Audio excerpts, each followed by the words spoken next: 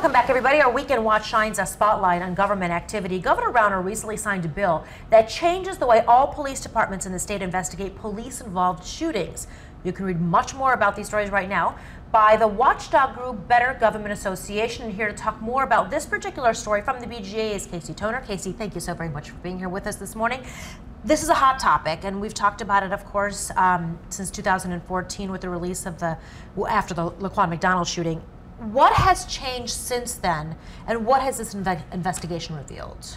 Well, one of the things that we did was we looked at all of the police shootings in suburban Cook County going back to 2005, and we identified more than 100 police shootings that occurred outside of Chicago. And one of the things we found is that after every single shooting, not a single officer was disciplined.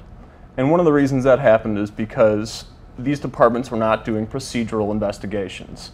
The same kind of investigations are done after every single police shooting in Chicago. And a lot of these shootings raised serious questions. There were shootings where children were shot, where unarmed men and women were shot, and even cases where the officers were shooting each other. And because there are very few procedural investigations that were taking place, not a single officer was disciplined. This is extremely eye-opening to me. What kind of reaction did you experience when you unveiled all this information?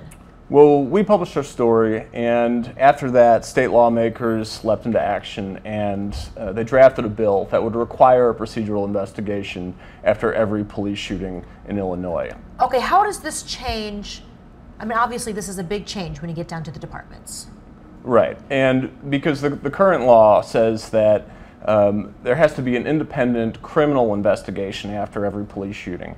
And that's an important distinction because police shootings very rarely rise to the level of a crime. But procedural violations, such as whether an officer should have deployed his taser before shooting, or whether the officer should have drawn his weapon in the first place, are much more common. So under this state law, this new state law, those procedural investigations should be happening after every police shooting. I think one of the things we were lacking across this county, across maybe the state, was transparency, and it sounds like maybe this will give us that. Well, experts say that this is a very good first step because it plugs this loophole in the existing state law.